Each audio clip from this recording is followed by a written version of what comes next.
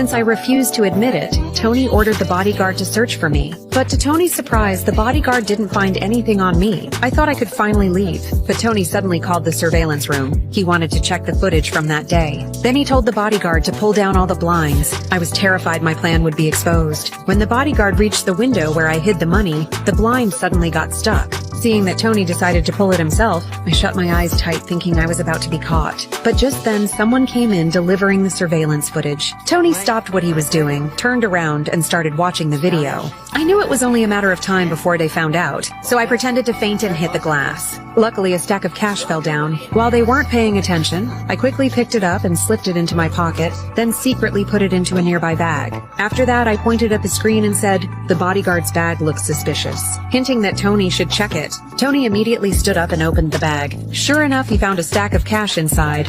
Sir, I don't know what is this. Shut up.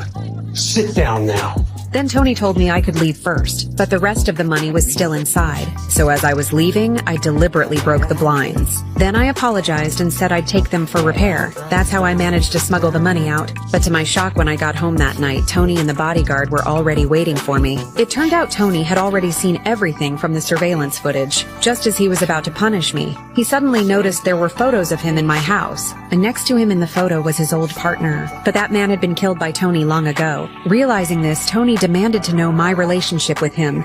Where's he going?